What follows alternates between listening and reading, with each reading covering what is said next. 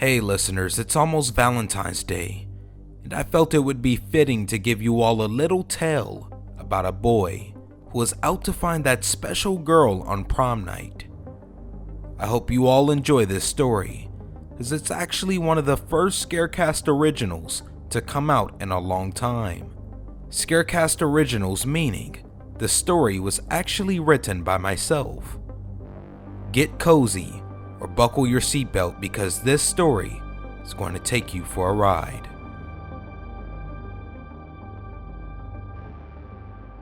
Three, two, one.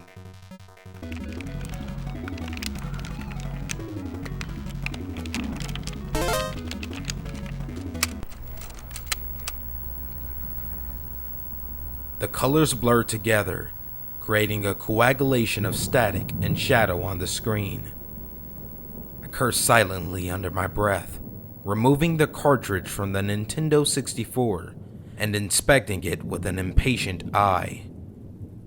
I couldn't see anything wrong with it, but this was the third time that the game had frozen on me. I blew into the seams of the cartridge, trying to dislodge any dust that might have been stuck in there, then put it back into the console. Before I could boot up the system again, the door to my bedroom jerked open. "How many times have I told you to knock?" I muttered without taking my eyes off the screen, waiting for the game to load. Sorry, my dad said calmly, as he leaned his heavy frame against the doorway. "I just came to see if you are alright. You all ready for prom?" I frowned, my fingers resting against the controller without pressing anything. I don't think I'm going after all." From the corner of my eye, I saw my dad's eyebrows come together, casting a shadow over his face. "What do you mean?" "Well, my friends want to blow off prom to have a game night instead, and I figured I might as well join them. Sounds more fun anyway." I cleared my throat, brushing a fleck of dirt off the controller. "You want to skip prom to play video games? Which you can do any other day?" he pointed out, and I shrugged, sheepish. "Do you really not want to go?" "I don't know," I admitted. "I feel like everyone makes it out to be a big deal when it's not really a big deal. I'll probably just forget about it in a few weeks anyway."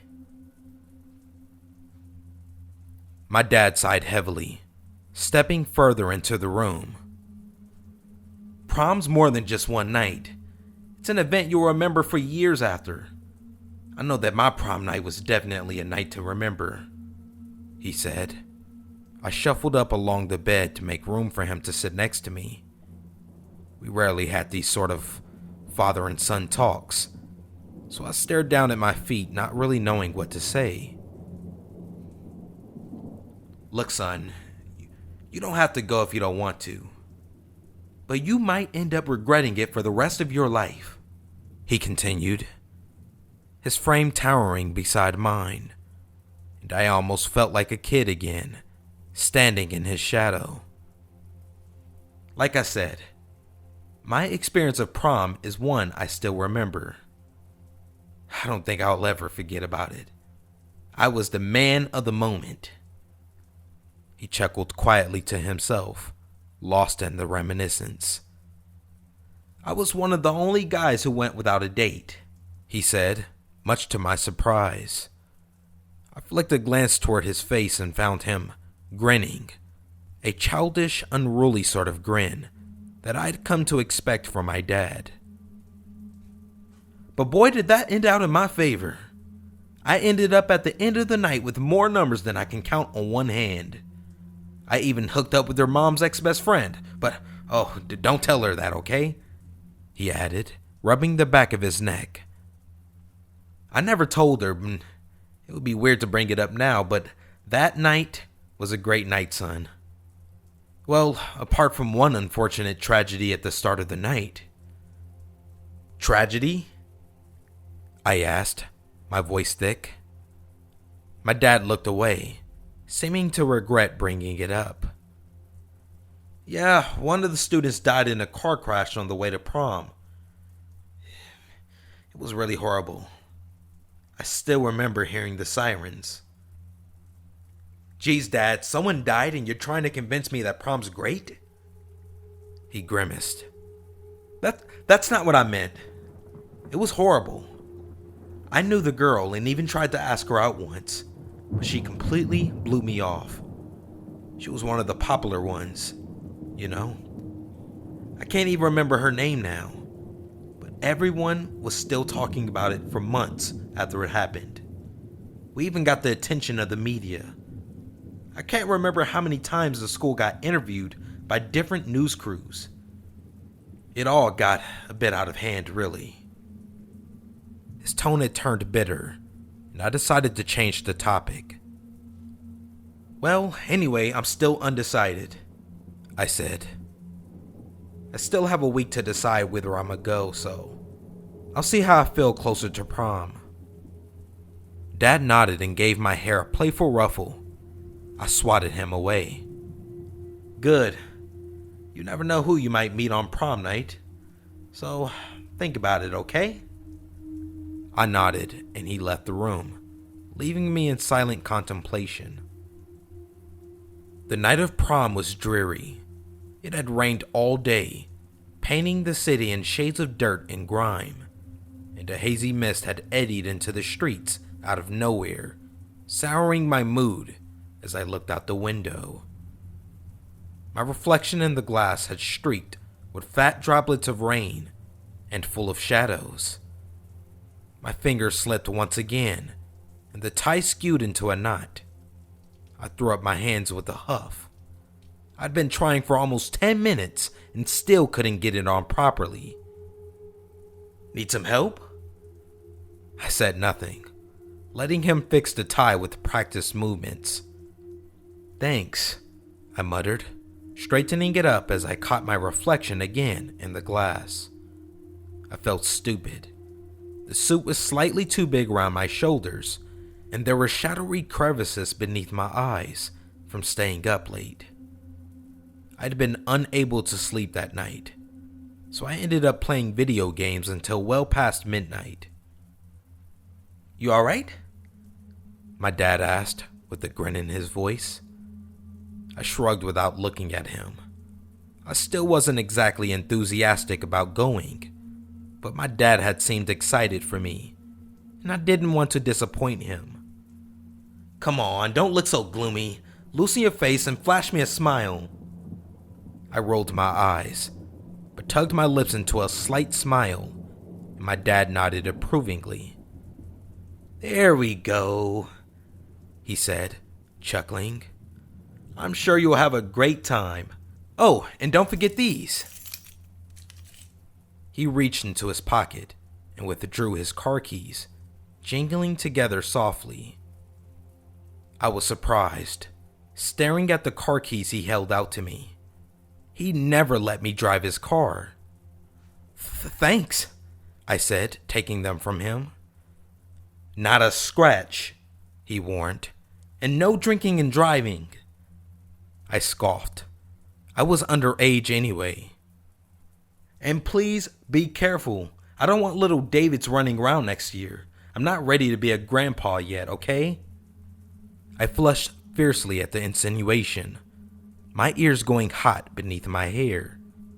Yeah, I know, Dad. Right then.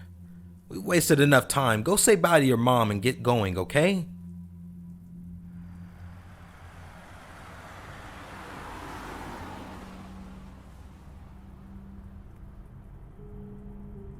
The evening was humid after the rain shower, and a bead of sweat clung to the nape of my neck as I drove to the prom venue. Mist congealed around the corners of the streets, forming strange illusions beneath the hazy glow of the street lamps, so I took it slow. The clock on the dashboard read 7:48, which meant that I was later than I thought. I just hoped that wouldn't make things too awkward. I was lucky enough to find a parking space not too far from the entrance. There were still a couple of students loitering outside, girls in bright fancy dresses and guys in suits. I didn't recognize some of them. Others I'd glimpsed only occasionally around school. It's fair to say that I'm not exactly a social butterfly. I could hear the music before I made it inside, thrumming through the walls of the building. More sweat gathered along my back, and I wiped a hand nervously through my hair, already feeling regret cement itself inside my stomach like a stone. Why hadn't I agreed to the game night? I'd much rather be there than here, in a place I didn't belong, with people out of my reach. I slipped into the shadows of the room almost as soon as I got inside. The dance floor was a crush of bodies, and the music was already hurting my ears. I noticed a couple of lone figures throughout the room, girls waiting for a dance, but I could hardly muster the courage to go up to them, never mind ask them to dance with me. Most of the night had passed beneath the shadowy ease of the room. I felt like some kind of ghost, lingering in the gloom, watching everyone have fun while I was stuck there, in a limbo of anxiety and loneliness. I might as well have been invisible. I was starting to feel stifled, lingering in the corner of the room, and went for a walk around the outskirts, debating whether to just leave. So far, the night had been nothing like my dad had described. I was hoping that tonight, I might finally meet someone who thought I was cool, or fun, or anything but the outcast I usually was. I was hoping that tonight, I might finally be seen. As I was trying to slip past the throng of students, my foot must have slid on the silky trail of someone's dress, because the next thing I knew, I was stumbling forward. With the lights flashing above and undulated around me, I couldn't see where I was going, nor could I steady myself. My elbow hit something hard, a table, and I crumpled forward, straight into the fondue fountain. Chocolate splashed up the front of my suit, some of it landing on the edge of my lips. Somehow, it tasted bitter and dark, and a shudder ran through me. A chorus of laughter immediately exploded around me, and my whole body fluctuated between hot and cold as embarrassment flooded my veins. I struggled to my feet, trying to wipe the chocolate off my clothes, but everyone was staring and laughing and pointing, and I couldn't take it. Clenching my hands into fist, I shoved my way roughly through the gathered students, staring at the ground with hot tears blurring my vision. What a disaster. This had been nothing like my dad had told me. Why did I bother listening to him? I made it outside, feeling the damp breeze wash over my face, drying the chocolate on my clothes. I paused outside the building for a moment, trying to gather my thoughts. There was no way I could go back inside now. I might as well just go back home. I folded my arms across my chest, hoping to hide the mess, and was about to cross the road when a voice caught my attention. "Hey!" My steps faltered for a second, my heel almost catching the curb. I quickly recovered, stepping down onto the road. "Hey, you!" I stopped again, glancing behind me. A girl was staring at me. She had her hands in the pocket of a jacket she had draped over her shoulders. Beneath, she wore a simple ruffled dress. "You all right?" I blinked at her, my lips opening and closing uselessly, as it dawned on me that I was the target of her question. "Yeah, I'm fine." Her eyes flickered down to the mess on my clothes, and I looked away, my ears going hot. Was she going to make fun of me too? "They shouldn't laugh at you." she continued, her voice sinking into a gentle murmur. I saw what happened, and I didn't find it funny. My eyes darted back towards her, struggling to conceal my surprise. I shuffled a couple of steps closer, away from the road. My name's David, I blurted, pushing aside a strand of chocolate-smeared hair. Sorry. The girl laughed, a sound like bells in the night, and I found myself struck by how pretty she was. Although her outfit was far more casual than others I'd seen tonight, something about the way she looked, beneath the pale glimmer of the moon, drew my attention. I'm Wendy, she said shortly, tilting her head slightly to offer me a smile. Want to go back inside with me? I dropped my gaze to my feet. How could I go back inside after everyone just seen me make a fool out of myself? Don't worry about the others. It doesn't matter what they think. Let's just enjoy what's left of the night. I found myself nodding, even as I felt uncertain. Why was a girl like her helping me, anyway? I didn't even recognize her. I had at least passing familiarity with most of the students here, but I don't recall ever seeing a face like Wendy's before. She offered out her arm, and I took it tentatively, following her back inside. The lights inside had dimmed, casting a haziness around the room, and nobody spared me a glance as Wendy and I stepped onto the dance floor. I began to relax slightly, out of any immediate scrutiny, and focus on the girl in front of me. How did I end up with one of the prettiest girls I'd ever seen after such a disaster start to the evening? You don't have to be nervous, she said softly. Relax your arms.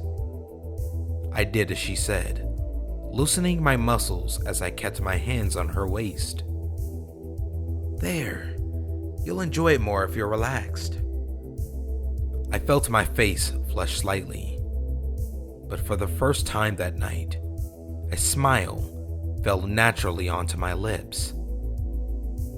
We were getting into the fourth song when Wendy's expression changed. Her face paled slightly beneath the glimmering spotlights, and I felt her freeze in my arms.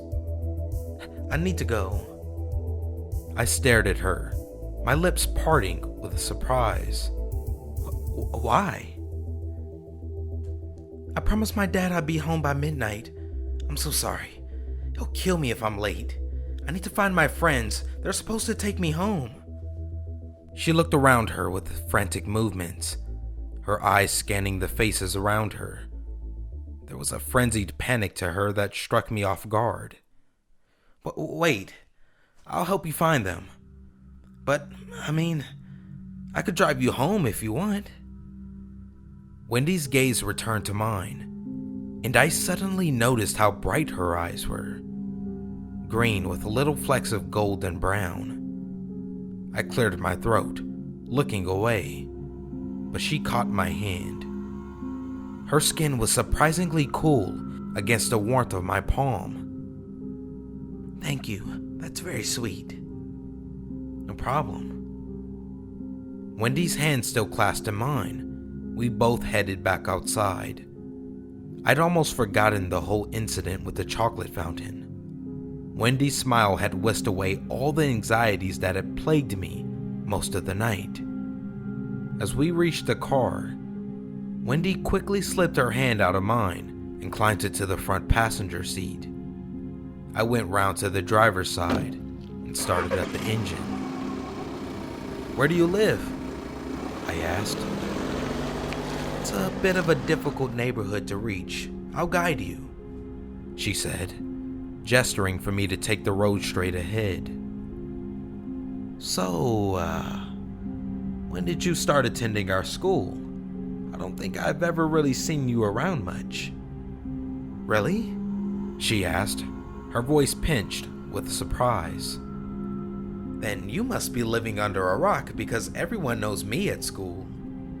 I was actually going to ask you where you've been. Oh, I said, squinting to see through the mist. I mean, my friends and I usually hang out in the quieter areas of school. I'm not really surprised you haven't seen me. Wendy hummed quietly, and I reached over to the defroster so I could see out the window. Turn left here. I glanced across at Wendy. Her voice had gone faint and stilted, almost as though she was uncertain. There was a clamminess to her cheeks that I hadn't noticed before. Hey, are you okay? I asked. Her skin had gone waxen. She began to look ill. Yeah. She didn't look at me. She kept her eyes straight ahead, but I could feel the whole mood shift into something sad and uneasy. You can just make a right over here. I followed her directions, winding through the curvy roads of the neighborhood. Definitely not a place to find very easily. A soft sniffle caught my attention. When I flicked another glance at Wendy, I saw a tear glistening on the ridge of her cheek. Had I upset her somehow? We'd been having such a good time. What had changed? Are you sure you're alright?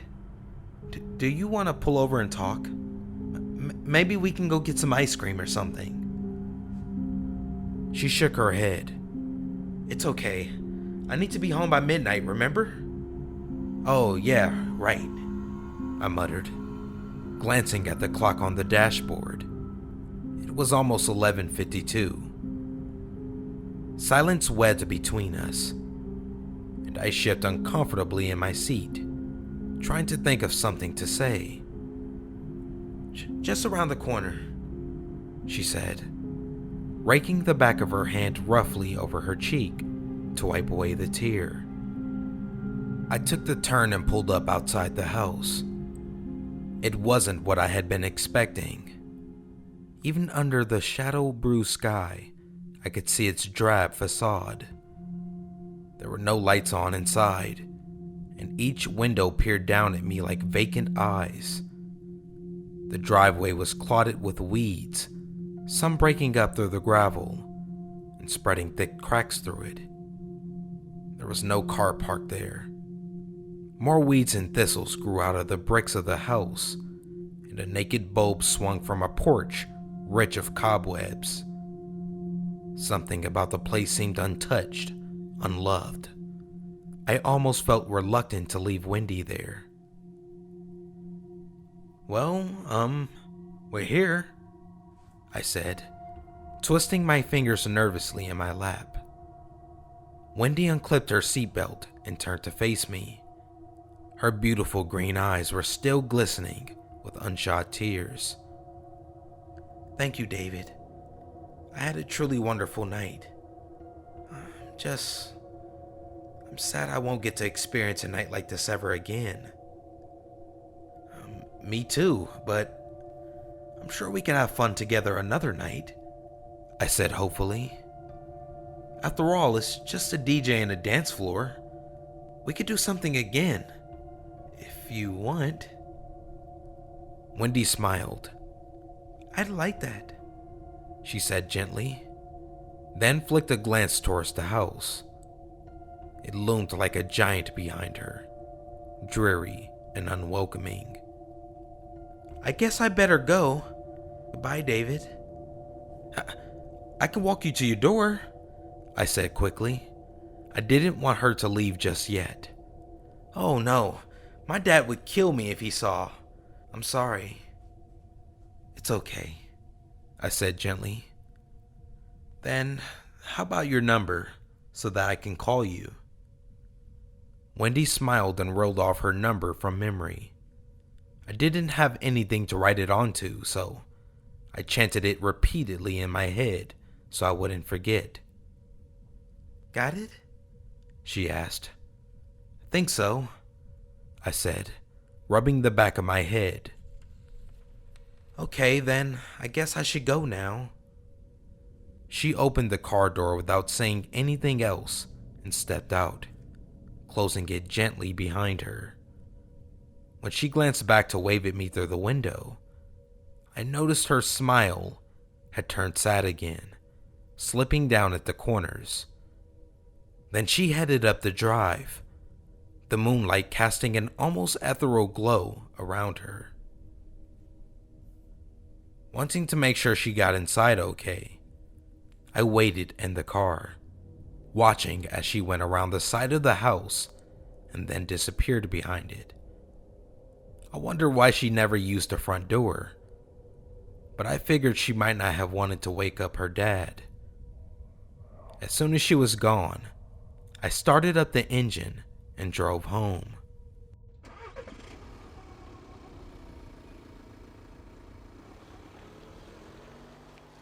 The morning broke upon another dark, overcast day. The events of the previous night were still fresh, and I went down to breakfast with a grin on my face.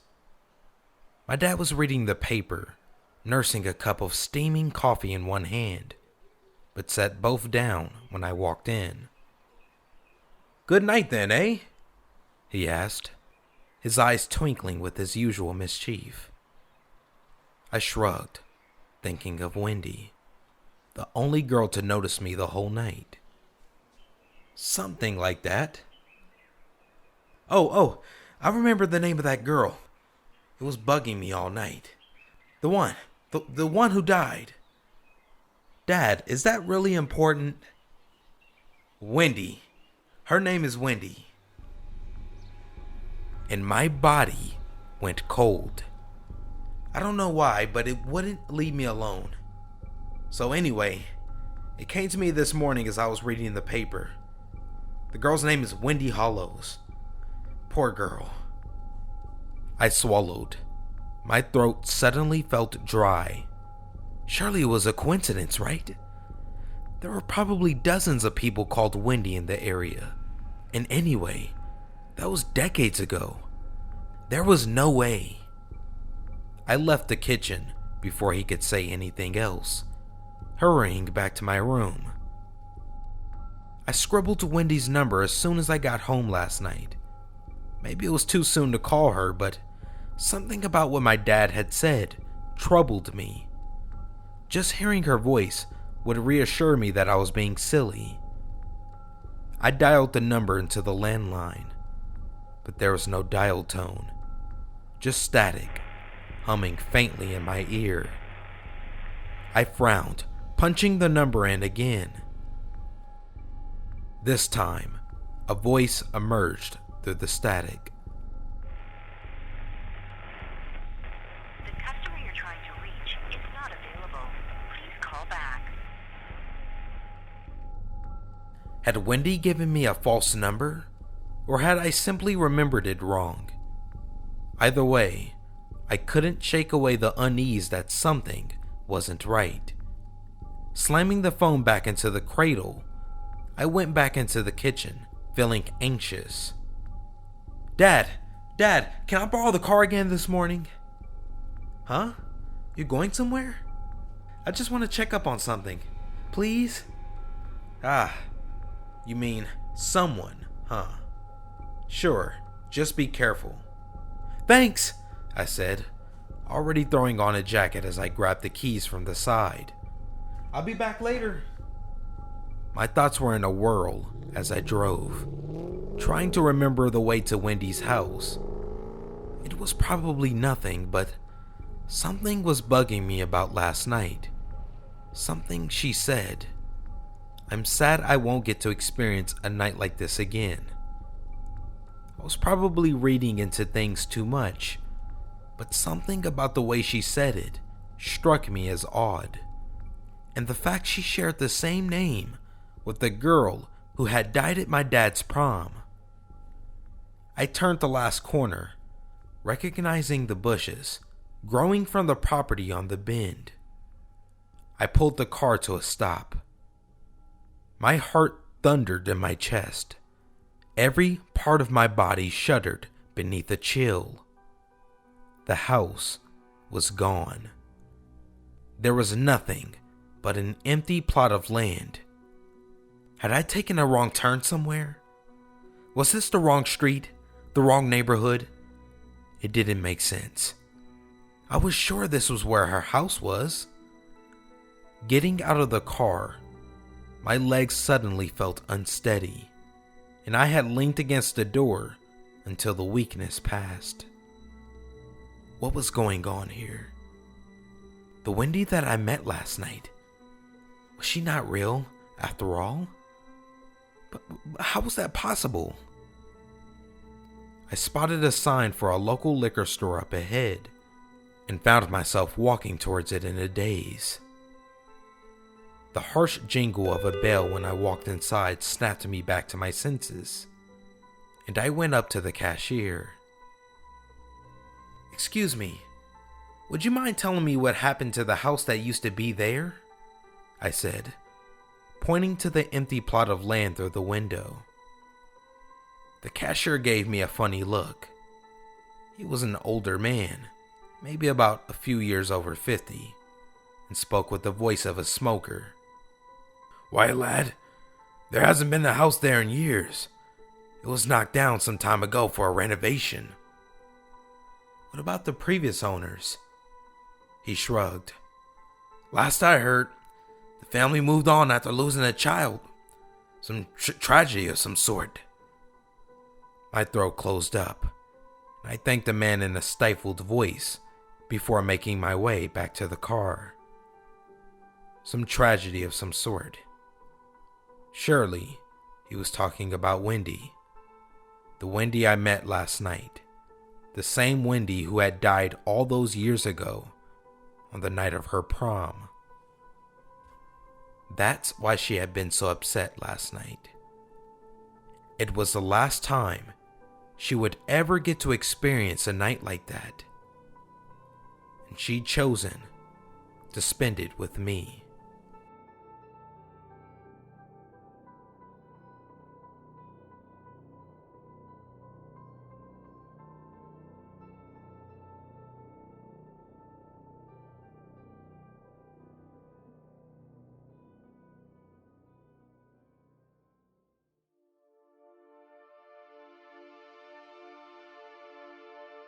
I hope you all enjoyed this story. I would really appreciate it if you shared this episode with your friends or posted it on social media so that you can help spread the word about my podcast. As always, if you can rate and review my podcast on your respective podcast platform, this would also help out a lot. And if you want to check out more bonus episodes, subscribe to SCARECAST.com. I also have some new 80s horror merch, so also go to SCARECAST.com/store if you want to go check that out. Follow me on Instagram where I'm most active at the SCARECAST, and send me a message telling me what you thought about this story. I would love to hear it. Thanks again for listening, and I will be back to give you more scary tales. Until next time.